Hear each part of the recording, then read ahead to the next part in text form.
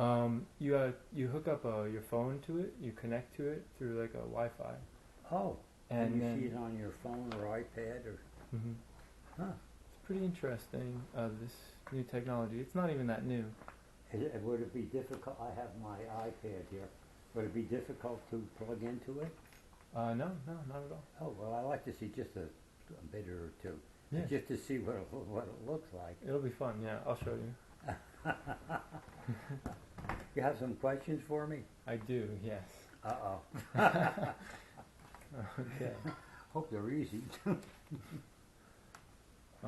So this question isn't on my list, but that's how I'd like to start the interview. I just kind of was wondering, how did you choose the art to put in your most recent show? Uh, you mean the paintings and so forth? Well, they were done when you have a show. Excuse me. When you have a show, and when an artist has a show and he's with a dealer, he has a dealer. The show is going to be in the your dealer's um, space. So the dealer, in general, chooses the works that are going to be in the show. Depending on the dealer, the artist, generally puts his 2 cents in. In my case, I this may sound strange, uh, but at this point in my life, I don't remember how I felt when I first had shows. But at this point in my life, it doesn't mean a whole lot to me what pictures my dealer chooses for a show. I know for many many many years, and I trust her judgment, and I know obviously she has my best interest at heart. If you have a dealer, the dealer does have, for the most part, does have the interest of their artist. The same as the artist is very concerned about what goes into the gallery for a very simple reason. Both the artist and the dealer make money if they sell a lot of pictures. So the dealer is very careful about showing, in other words, the interest of the artist and the interest of the dealer are the same in regard to making money and having a good show and so forth and so on. So we have the same interest. Uh, uh, uh, some dealers are very pleasant, like my dealer, for example, June Kelly. And you can get along and talk to her, which I can. I know her for many, many years. Actually, probably 25 or so. I don't even remember anymore. Hmm. And so I'm very comfortable. I could go over to the gallery and sit around and talk and so forth. I know not all dealers deal with their artists in such a relaxed and way. Some dealers are very stiff. I suppose I can't say for sure, but the, the there are dealers, I know this, that are very tough and very difficult to get along with. For some reason, they're very good money makers, but their interest is making dough and making sure that the artists could get more and more status. Hmm. Anyway, I don't know how I got off into that, but I did. Yeah. Okay. Um, could you go more in depth about your relationship to with June Kelly? Well, I, uh, I don't remember how I met her, but I can remember that she was sitting right there, and she was starting a gallery, and we just were talking very informally, and she started the gallery, and she said, "You want to be in this gallery?" I said, "Yeah." Seems I'm not sure. I don't think they had a gallery at the time. But it's very curious that the dealers that I had were all terrific people. Not all dealers are terrific people, but the ones I had. My first dealer was the Peridot Gallery, which was on, which had, let's see, they had a couple of big name artists. My memory is just shot. See if I can think of.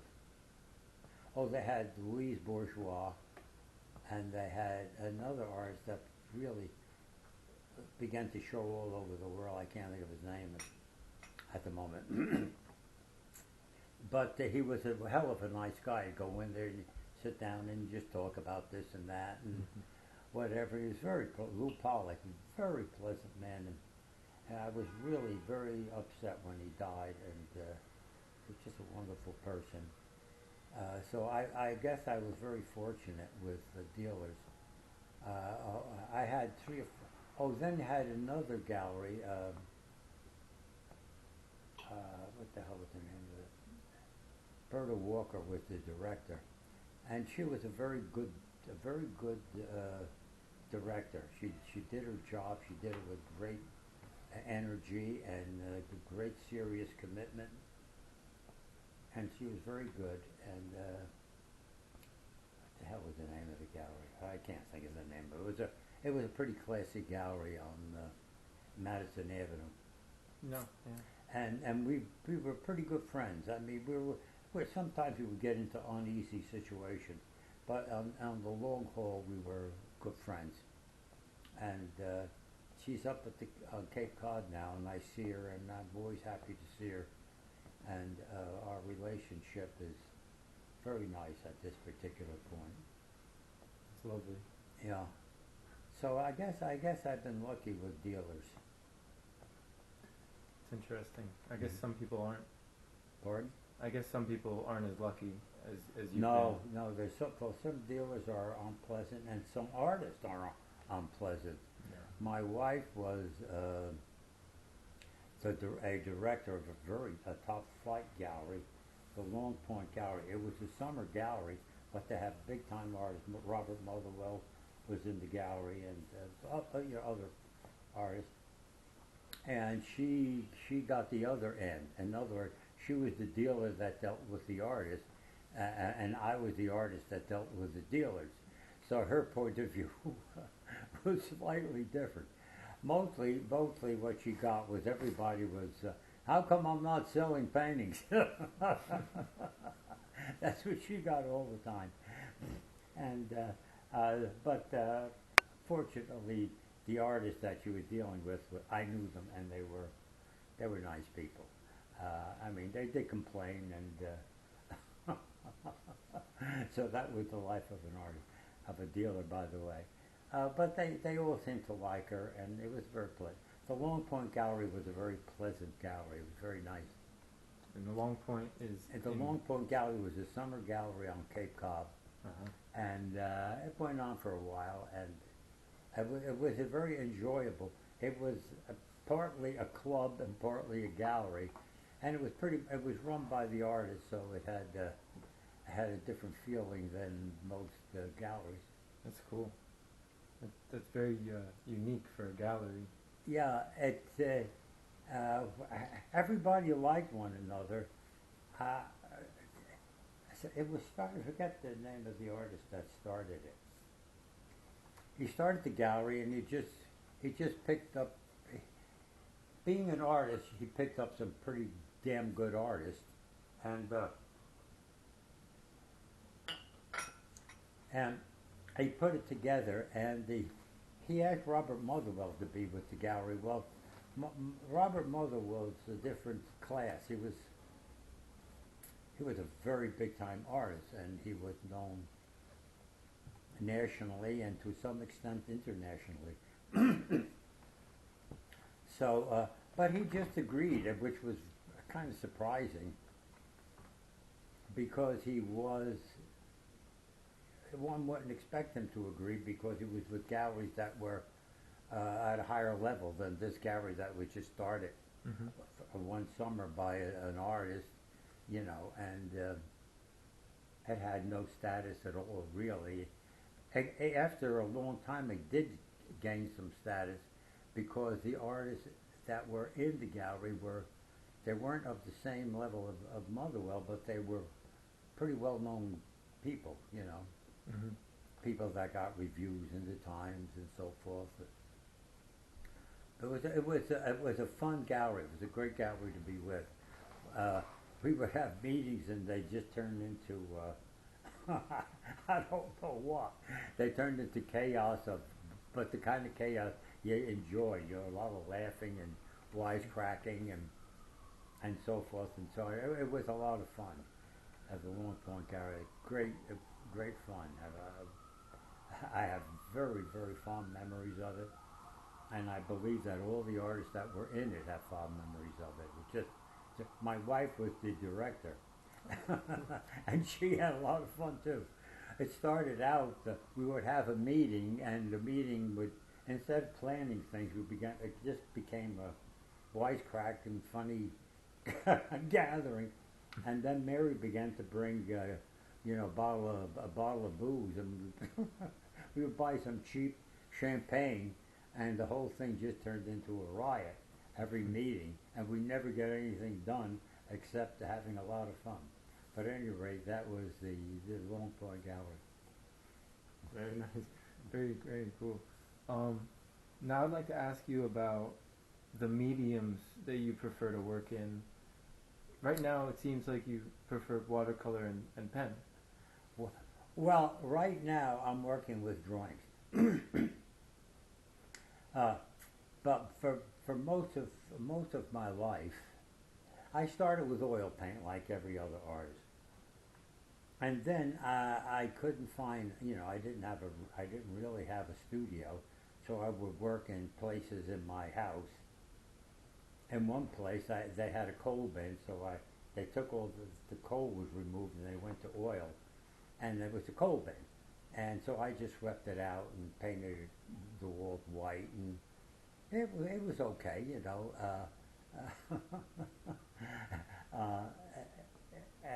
the reason I went into acrylic, I started with oil, but the smell of the oil annoyed people because I was in my house, and my mother and father lived there, and they didn't like the idea of the smell of oil. Mm-hmm. I didn't either. So I shifted to acrylic, and people didn't. Oil was the favorite of painters, and acrylic was. It took a long time for it to catch on, but now a lot of people painting with acrylic, and most of the artists that painted with oil paint believed that it was more lasting and it's better this and better that and so forth and so on. And I looked it up, and acrylic lasts. My artist friends were surprised to see that acrylic paint lasted longer than oil paint. In other words, it was more archival than the oil paint was. Fascinating. Yeah, so that was interesting, and I've been painting with it mainly for a very simple reason.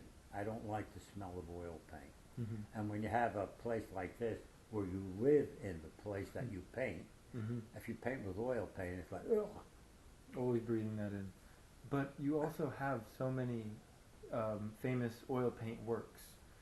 Well, some are misnamed. I mean, some of them say it's oil paint when it really isn't oil paint. It's acrylic paint. Mm-hmm. But when you look at it, it looks like oil paint. Yes. So they just assume, those who write about it just assume that it's oil paint. So it's hard to tell. So that could be inaccurate in when people write about it. I see.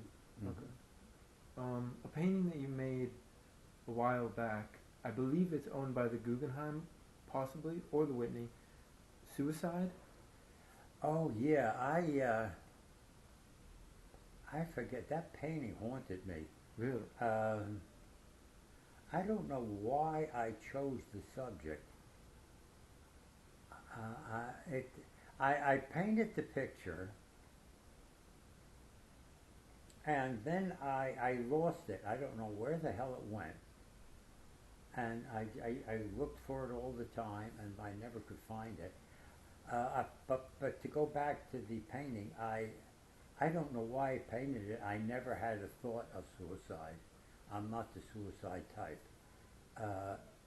I never thought of, I was never depressed and said, oh, I'm going to kill myself.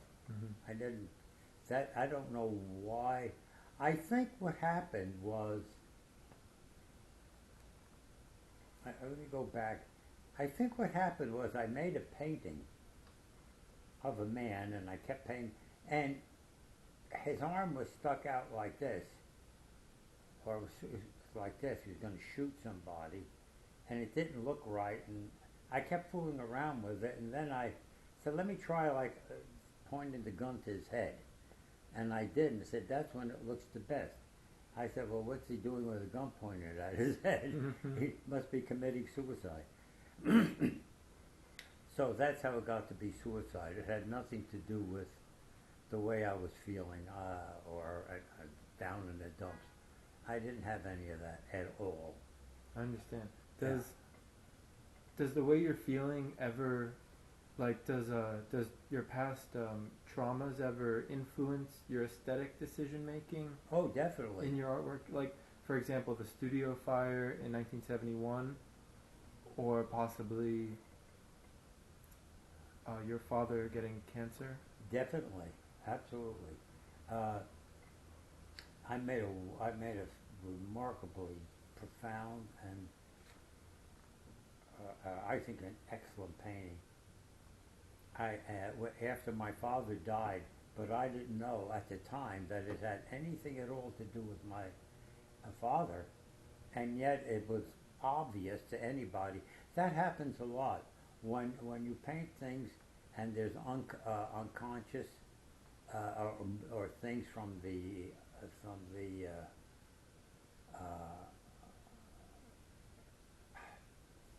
material that comes from your unconscious.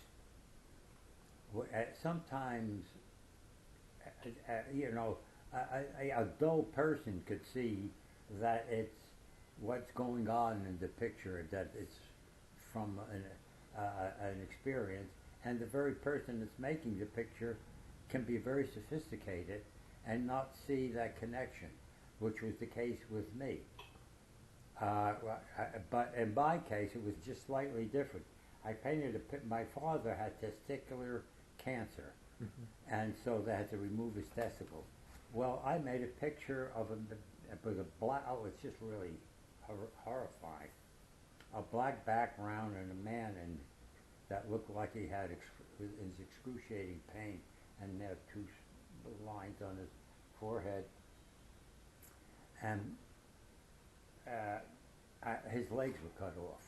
Well, legs were cut off and testicles cut off. I mean, these things are very much connected, but I didn't see the connection for years and years. And one day I'm looking at it and I say, oh my God, that's just from my father. And it always was a powerhouse of a painting. Do you still have that painting? When my house burned down, that burned down with it. I lost such good paintings. Oh boy, excuse me. But that didn't stop you. Oh boy, it had an effect on me, I'll tell you. Yeah. But in one way, I couldn't stop, because what else was I going to do? I forget where I was teaching. I think I was teaching at Sarah Lawrence at the time. And I said, I don't want to. I mean, being a school teacher, even a college teacher, was not my idea of an interesting life. I didn't mind teaching, I thought, it's very funny that the 2 levels of teaching that I enjoyed the most was the 4th grade, believe it or not, where you were teaching kids that were just terrific, very innocent and constantly making very interesting remarks about life and this and that and so forth, and very funny. So that was the one level, and the other level was graduate work, college graduate work, which I taught for a great at Montclair State University and Sarah Lawrence College, I like that because at that level you have people who were very serious about what they were doing. Mm-hmm.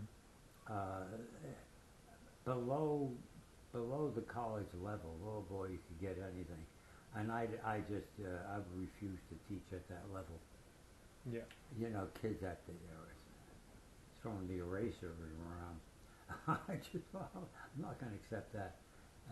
I don't know why this should pop into my head, because I just thought of a situation where I was teaching at